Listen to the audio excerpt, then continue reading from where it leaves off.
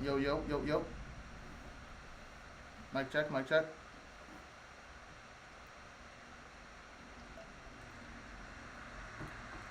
Yo, yo, yo, yo. Mic check, mic check.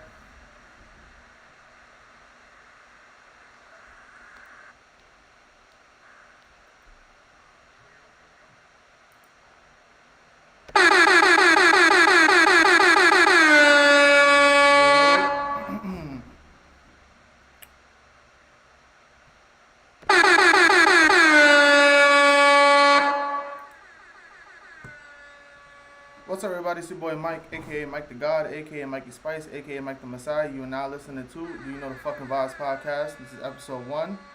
Thank you to everybody that's watching, everybody that's gonna watch. Appreciate you guys. Alright, that's the playback. That sounds good. Alright, cool. Alright, so this is the first episode of the You Know the Fucking Vibes podcast. It's episode 1. And whoa, what's this? Alright. Yep. So okay. Alright, so basically I want to start off with a 2020 recap.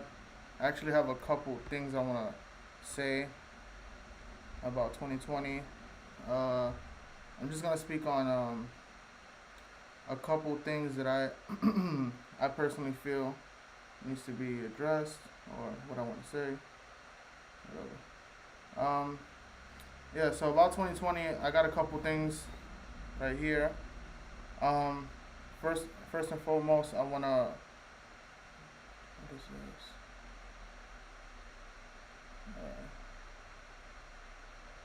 Alright, so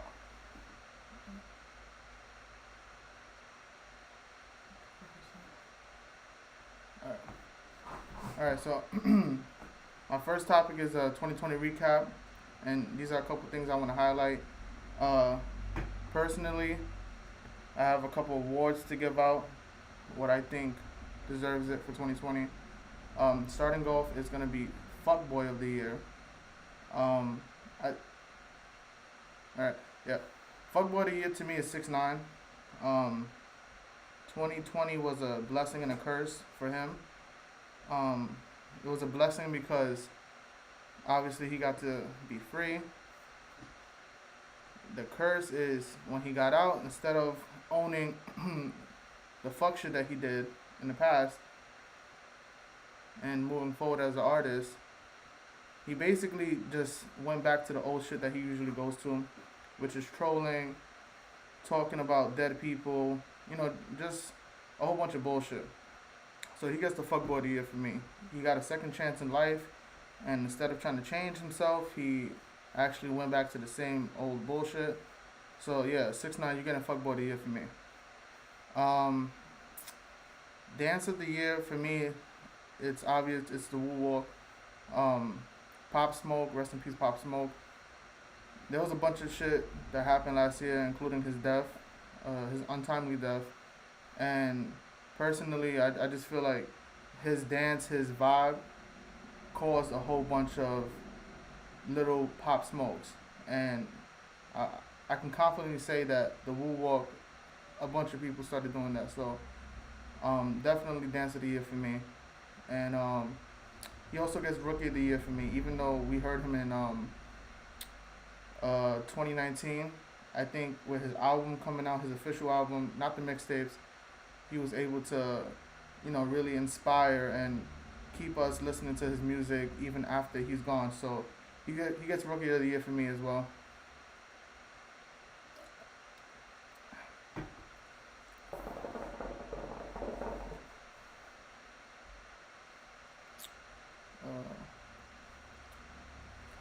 Song of the Year for 2020.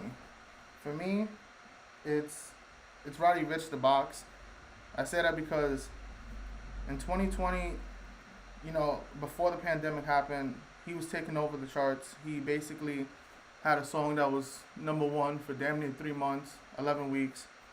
And it started off the year right, coming off of his 2019 album release. So I definitely feel like because of the pandemic, we kind of forgot everything, because well, we forgot a lot of stuff, but especially that song, The Box. It was a big song, and 11 weeks, number one, that's hard, and he did that for damn near 3 months. So salute to him for that. That's song of the year for me. Um, female artist of the year. Um, Again, you can probably guess this. This is Meg Thee Stallion. From the Savage dance to everything she did, from the SNL performance to um, just everything that she did. You know, obviously going through that thing with Tori, dropping an album. Even though I wasn't really a fan of the album, I tried to listen to it. I couldn't get through like probably 5 songs. There's probably two that I like from there. Um, and she has a cheat code on there, which is the Savage remix with Beyonce. So, yeah, I definitely think she got Female Artist of the Year. Not only because of that, but if you add her feature with Cardi B, WAP, that was also a big song. So I give her Female Artist of the Year. I would have gave it to Cardi, but Cardi just dropped one song, and it wasn't enough for me to basically give her Female Artist of the Year. So yeah, Meg Thee Stallion's Female Artist of the Year for me. Again, I'm just going through a 2020 recap, and then I'm gonna get to some other topics. Uh, I'm a sneakerhead, a new sneakerhead, so um, this was a big one for me. Sneaker of the year for me was the Chunky Dunky. If you're not familiar with them, those are the dunks, the Nike dunks that had the cow print on it with the Ben and Jerry collaboration. So I definitely think that was a big song. I mean, big song. Whoa, a huge sneaker release. Everybody wanted it, and it retails at $100, and now it's selling for 1600 now for my size, which is a size 11. So yeah, I definitely give the sneaker of the year award to the Chunky Dunkies. I would have said the Dior ones, the Jordan Dior ones, but realistically, unless you have a lot of money or you have um, a hookup with Dior and you spend a lot of money there, I don't think you were able to get that sneaker. So I just chose the Chunky Dunky. It's still an expensive sneaker because of how much it resells for, but definitely sneaker of the year for me is the Chunky Dunky Nike Dunk for me. So what else? The oh my god moment of the year was there was there was another event that happened, but I think this one really set the momentum for the rest of the year. Um, it was definitely the Kobe Bryant death, Kobe Bryant and Gigi. It started off the year tragic. Um, it was a shocking thing to hear. So definitely the Kobe Bryant death, it impacted everybody. If you were a fan of Kobe, if you weren't a fan of Kobe, I'm a Knicks fan, so I really rooted against Kobe Bryant throughout my life, but I grew up with him. So he's definitely my GOAT because I didn't get to watch Michael Jordan when I was growing up. I grew up with Kobe, so it meant more to me. And the fact that Kobe lost his 8-year-old daughter, I believe she was 8 or no, I'm sorry, she was like 11 or 12, and he was doing so much as far as like wanting to get her into the WNBA, and just his work ethic and knowing how she would have ended up being, and the fact that her life was cut so short, and Kobe Bryant, he was gonna be more than just a former basketball player. So it impacted everybody, and it set the momentum for the rest of the year, which turned out to be tragic. So yeah, I definitely think that the oh my god moment of the year was the Kobe Bryant death. It shook everybody, including me, and it's just something that whether you watch sports or not, it had a toll on you. So definitely the oh my god moment of the year was Kobe Bryant's death. Honorable mention was George Floyd's death. Rest in peace to George Floyd. That was another moment in 2020 that definitely um, caused a lot of ripple effects throughout the country. I just feel like the Kobe Bryant death started everything. Like it started off the year terrible, and it was kind of just like a glimpse of how 2020 was gonna be. So I definitely feel like the Kobe Bryant death was definitely the oh my god moment of the year. Uh, with some positive, feel good moment of the year. Um, I I really don't have an alliance to any political party, but I think Joe Biden winning the 2020 election and defeating Donald Trump was a really it was a start of what can potentially be a a good couple of years, hopefully. And I definitely feel that this was the first time in 2020 a lot of people were able to cheer, where in a year it wasn't so many things to cheer for, wasn't so many things to be happy for. You had a lot of people unemployed, you have a lot of people dying from the pandemic, and it was one of these events that occurred, and it definitely shook up how we were gonna look forward to 2020 and 2021 and beyond. So I feel like Joe Biden defeating Donald Trump was definitely a feel good moment of the year. If you're watching and drinking, take a shot every time you hear me say definitely.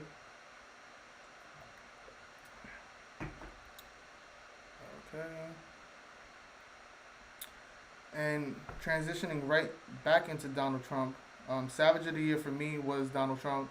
He said a lot of foul shit. He's done a lot of foul shit. He's caused a lot of division in the country, which was already there, but I just feel like he lit the fire under that. So he definitely gets Savage of the Year, calling the coronavirus, the China virus, just causing a whole bunch of racist people, hateful people to just be themselves and just be out and about with it. And he definitely gets Savage of the Year for me. It's a compliment and it's not. So um, yeah, Donald Trump, Savage of the Year for me. There's nothing really to say about that. You can, if you know what's going on, you know that he he's done a lot of stuff where it's not the most respectable things. He's done a lot of bullshit, so he definitely gets Savage of the Year for me.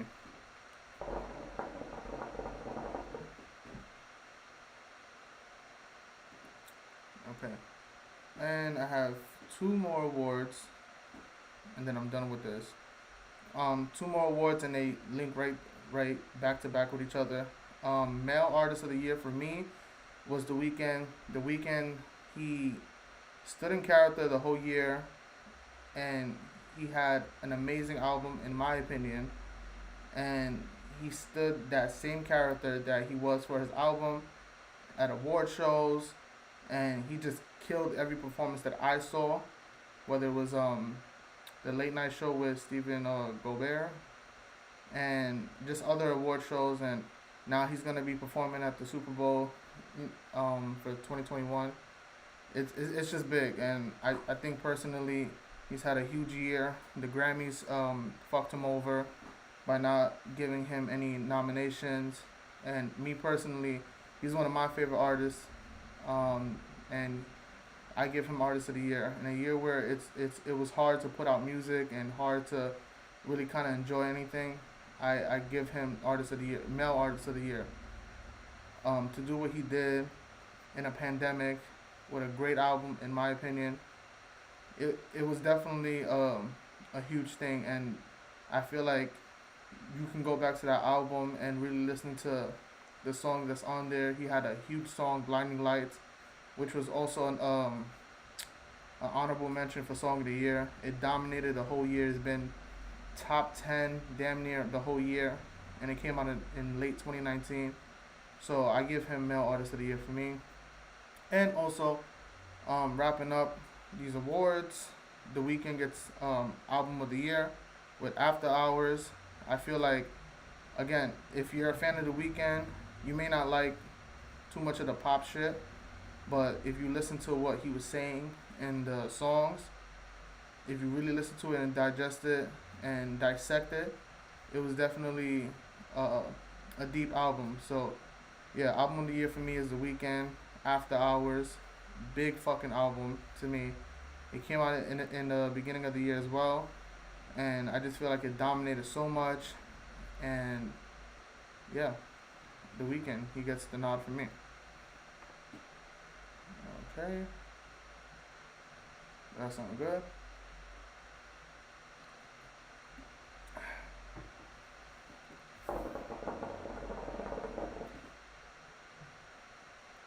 So now 2020 recap.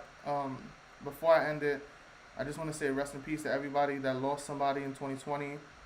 Um, if you had a hard 2020, which everybody did, I think 2020. I look at it from two different perspectives. If you look at it from a negative perspective, you can obviously attach more negative than positive to it.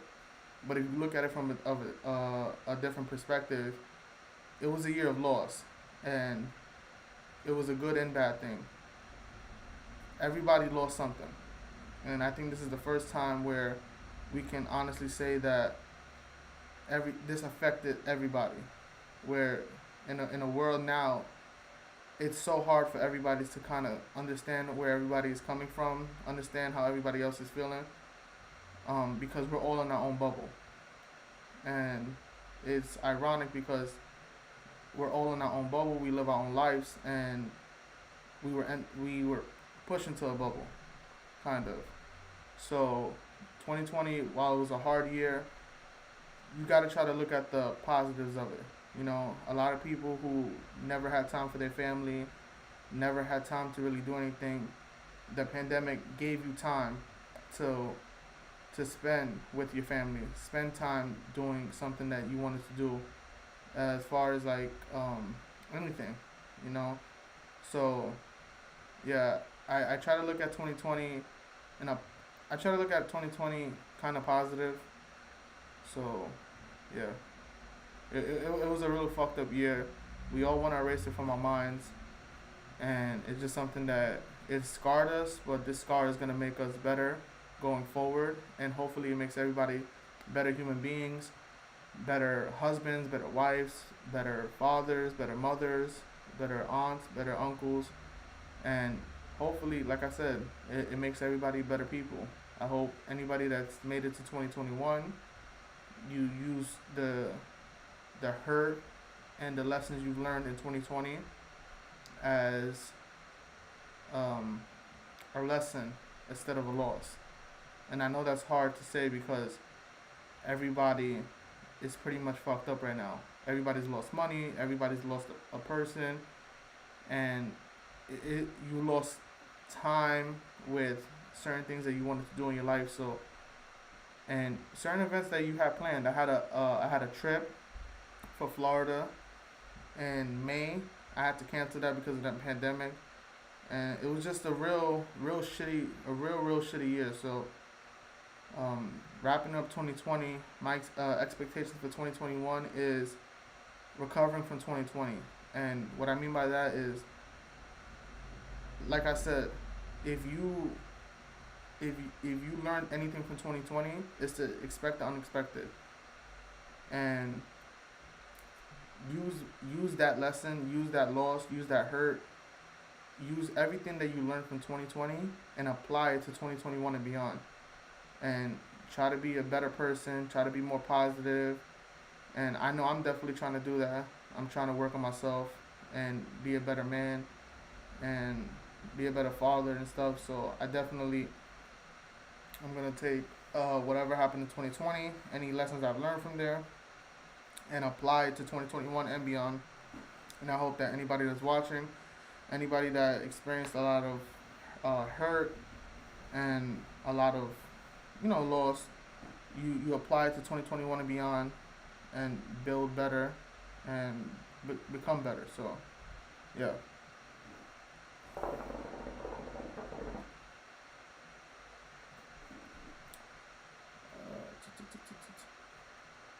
Going back into 2020, what does sports look like in 2021? I think 2021 we're gonna see a lot of new ideas, a lot of new a lot of new athletes step up in the light of the pandemic and just kind of show the creativity on how to continue to live life through a pandemic. And I think sports, with the exception of like closed arenas, I feel like baseball definitely can have fans in the stand in the stadium. I feel like baseball can do it because they're an outdoor sport and they're in the summer. Unlike basketball and football, they take place in the winter. So I think baseball has a shot, but the NBA is just doing everything right. I think the NBA is doing better than our own government with how they're handling the pandemic and how they're handling zero COVID cases and just how strict they're being with their their sport. I tip my hat to the NBA because it takes a lot to try to work through a pandemic where everybody doesn't know what to do. So I salute the NBA for that. As far as football, same thing with them. They're an outdoor sport, but it's cold. You kind of have to be next to each other. So I mean, I don't know how it's gonna work. Hopefully, everything gets back to normal by the fall. Um, Summertime 2021, I predict it to be the same as 2020, where everybody's kind of out and about, living life regularly. And yeah, I just think that when it comes to sports, I think baseball needs to figure out a way to be more creative. Basketball, the NBA, I feel like once the fall comes for the next season, I definitely feel like it's gonna be interesting to watch how they incorporate fans into the next season. So I'm looking forward to it. I'm hopeful that everything works out. And 2020 sports for me, I don't think it's gonna be back to normal, like too normal until 2022, to be honest. And yeah, so that's how I view 2021 for sports.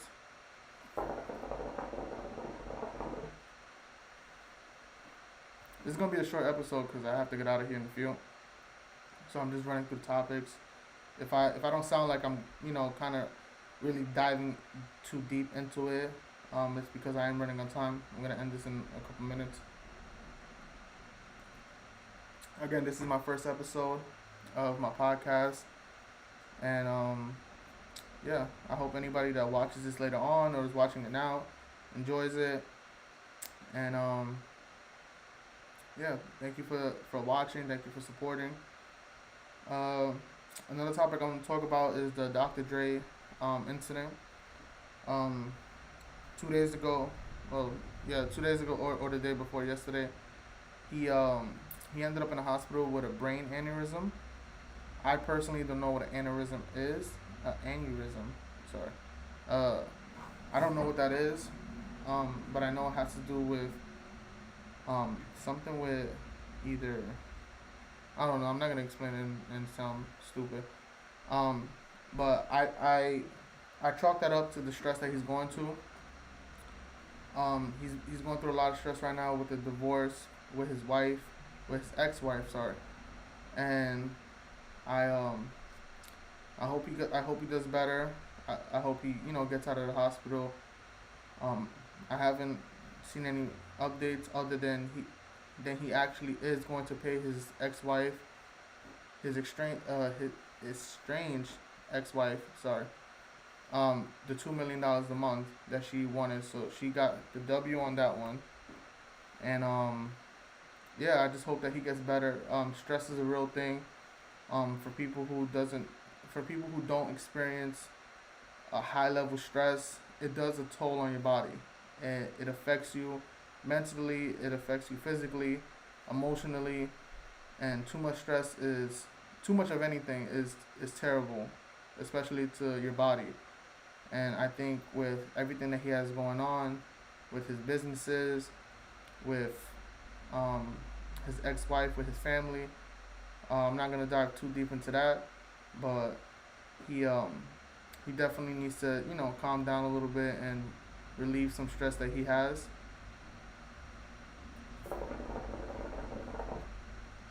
So hopefully Dr. Dre is recovering and doing well. Again, I haven't seen any updates other than his ex-wife is gonna get the $2 million that she requested in court. So um, yeah, like I said, prayers to him, prayers to his ex-wife, prayers to his family, and hopefully they can get through this situation without too many people in their business. I will never understand how it feels to be a public figure and have everybody in my business and having everybody go through or watch everybody have everybody watch what's going on with me in my personal life. So I know that's definitely a real big reason too why he's going through a lot of stress. And like I said, prayers to him, prayers to his ex-wife, and prayers to everybody that's involved, his kids, and hopefully there's a happy ending, and hopefully there's a solution. So yeah, prayers out to him.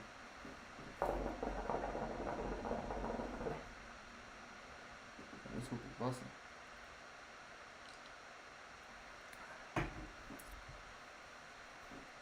Another topic I have is the Kim and Kanye divorce. Um, Again, I'm running through these topics quickly because I have to get out of here in a little bit. I have to go to work. Um, but the Kim and Kanye divorce, um, the writing was on the wall for them. The writing was definitely on the wall for them a couple years ago. I feel like the whole Drake situation, the beef between Kanye and Drake, definitely put a wedge in their relationship. Because there was rumors of Drake potentially having relations with Kim. The rumor is maybe the Drake diss that he was gonna come back at Pusha T 2 years ago, 3 years ago now. Well, 2 years ago. Um, Apparently there was supposed to be like a Drake diss towards Kanye, and maybe he was gonna explain or tell that I don't know, something about Kanye, something about Kim and Drake, and it's a whole bunch of messy shit. I feel like ever since then, Kanye hasn't been the same, and Kanye's definitely going through his own demons. He still hasn't gotten over the death of his mother, and for anybody that's lost anybody, I haven't lost, thank God, but anybody that's lost a parent, I can only imagine how that pain feels. So I know he's still hurting because of that. I know I don't feel like he's happy with that Kardashian family. Me personally, I don't like them. I don't think that they do well to the culture. I feel like they really they suck up everything that's going on, and they kind of just leech off of athletes and rappers. And if you look at all the athletes and rappers and celebrities that they've been with, you look at Lamar Odom, he became a crackhead. You would look at Kanye West. Kanye West was always a little cuckoo, but I feel like he kind of like leaned more into it, dating Kim, marrying Kim. So I definitely feel like the Kardashians, they kind of took a toll on Kanye, and I think Kanye is over that shit. I think he's tired of living that fake Hollywood life. I really do think that he's on a different path. I don't know how long this Christian shtick is gonna last, but I feel like he's turned over a new leaf, and I feel like he wants to get more incorporated with his black side. And what I mean by that is, I feel like throughout the past couple of years, he's been worshiping these white rich old men and kind of comparing himself to them. So I definitely feel like a lot of stuff has transpired between Kanye, Kim, and all the Kardashians. I can only imagine having the camera in your face. Kanye doesn't seem like somebody who wants to have cameras in his face all the time. I can kind of just feel like you can come across as like a zoo animal, and I feel like Kanye, he's somebody that he has to be free. He has to feel like he's free. So yeah, I definitely think that Kim and Kanye getting a divorce is good for both of them. Kim gets to do her thing. She's done tremendous work, even though I don't like none of them. Uh, the Kardashians. I feel like Kim has done tremendous things in law, trying to get um, black people out of jail for small crimes or crimes that they they shouldn't be in jail for anymore.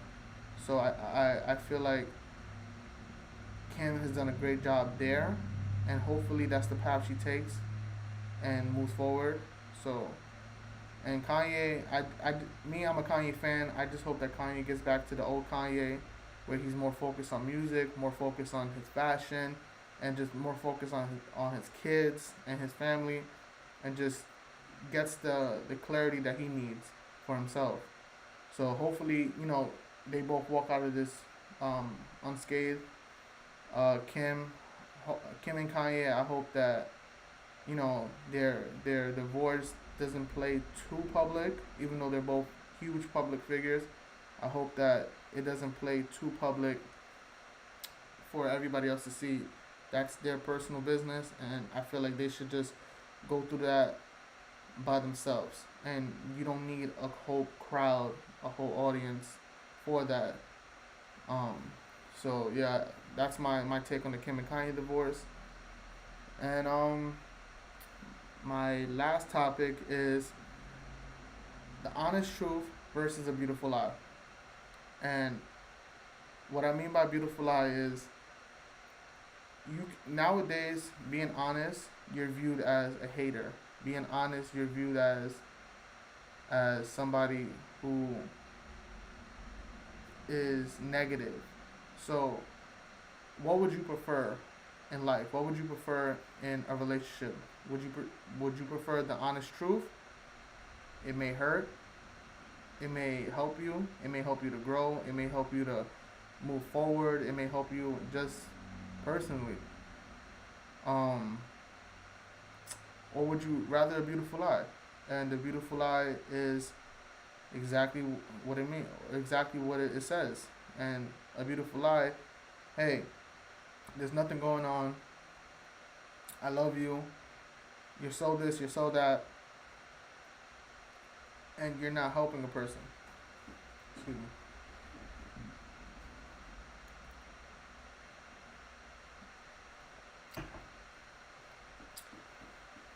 A beautiful lie. You you basically you're covering up the truth with a lie so that you don't hurt the other person's feelings. And I think that you can do both. Me personally, I'd rather the honest truth, even if it hurts me, because the honest truth is more impactful. It means more. It it may hurt me, but I feel like to be a better person, you have to go through certain things in life. You have to learn from life. And life is a beautiful and ugly thing. Life is beautiful because you get to experience something that not many people get to experience. Not everybody is born into this world perfectly healthy, perfectly normal, all 10 toes, all 10 fingers. Some people are born, and as soon as they're born, they die. Some people don't even get the chance to be welcomed into the world. Um, a lot of mothers pass away because they're giving birth, and it's it's just it's just a thing where you you have to kind of you have to take the good with the bad. You have to take the truth even if it hurts you. You have to take what what somebody is telling you as helpful instead of hurtful. You have to appreciate life even if it's rough for you. Life isn't guaranteed. I posted a picture on my Instagram, which my Instagram is Mike the Messiah, Mike the underscore Messiah, and life is really. I posted a picture the other day, and I said, yesterday is history. Today is today is unexpected, and tomorrow isn't promised. And I meant that because not everybody gets to experience this beautiful thing that we call life. And with life, you have to take it. Um, you have to take it seriously. You can joke around, you can live a free life, but you have to take it seriously. You can't just live life half-assed and expect the full reward. You have to to embrace the good with the bad. You have to embrace, hey, there's evil people out there. You have to embrace that there's good people out there. You have to accept the fact that you were chosen to be on earth and experience this thing that we call life. And I'm just talking about life in the physical. I'm not even talking about life in the spiritual. So I feel like with the honest truth, you have to appreciate somebody that's being honest to you, because they're not trying to hurt you, they're trying to help you. Versus a beautiful lie where everybody's just lying to you, everybody's just telling you what you want to hear. And in certain situations that can be helpful, but in a lot of situations it can also be um, your downfall. It can also be the reason why you don't succeed in life, why you you're wondering, hey, why am I not getting further in life? It's because you have a bunch of yes people telling you you're doing everything right when you're actually not. So a beautiful lie, it's again, we're both the honest truth and the beautiful lie. The honest truth, hey, listen, it's gonna hurt me to tell you, and it's gonna hurt you for you to hear this. But I'd rather you hear the honest truth than for me to lie to your face and you think that everything is all good when everything is not all good. So, me personally, like I said, I'd rather the honest truth than a beautiful lie. The beautiful lie is helpful in certain situations where you know a person can't handle the truth. And not everybody can handle the truth. Some people can hear something and take a negative when you're trying to be positive with them. So you definitely have to want people. You definitely have to allow people that is honest with you. And it's not gonna sugarcoat anything with you, and just tell you how it is. It'll hurt you, but it'll help you. A beautiful lie, you gotta keep piling up the lies, piling it up, piling it up, piling it up, and at the end of it, you don't really get to enjoy yourself. It's gonna feel like you have to keep living a life where it's it's more it's more hurtful than helpful. And with that being said, like I said, the honest truth is how I like to go. I like to tell people things how it is, how I feel it is, and if you accept it, you accept it, and if you don't, you don't. But and in a lot of instances, I'm viewed as a hater. Um, but I'd rather be honest with you than lie to you. I'd rather you know, hey, listen, this is what's going on. This is how I feel. Hey, you're fucking up. You need to change this. You need to change that. And if you take my advice and you take my critique and you apply it to your life and it helps you change, then cool, great. But if you don't and you just rather a beautiful lie, then hey, there's nothing I can really tell you. You just have to just keep on living a lie. And I think that life should be told with the truth, even if the truth hurts. So yeah, I'd rather the honest truth than a beautiful lie. Be honest with me. Don't sugarcoat anything. Give it to me how it is. It'll hurt me to hear it, even if it's something I don't want to hear, but I'll appreciate it later on down the line, rather than you lying to me and me not knowing what's going on, not knowing what I have to change, not knowing how I can grow. And yeah, it's kind of like heads or tails. You're either gonna get heads or you're gonna get tails. So however you prefer to live life, that's dependent on you. And with that being said, this is the first episode of the You Know the Fucking Vibes podcast. I have to get out of here. I have to go to work. Thank you to anybody that's listening to me. Thank you to anybody that's gonna watch this later on. I appreciate you guys. Thank you to anybody that subscribes. Like this video, subscribe it. And with that being said, I'm out of here. I appreciate everybody that watched this or is going to watch it. Thank you, thank you, thank you. If you have any critiques or any advice for me, again, this is my first episode. I know I'll get better with time. And yeah, sorry that this is a short episode. I'm trying to go like an hour and a half, maybe two. Hopefully with more interaction, I can keep the conversation going longer. And yeah, with that being said, everybody have a good day. Be safe. Wash your hands. Wash your ass. Wear a mask. God bless. And I'm out of here. Peace.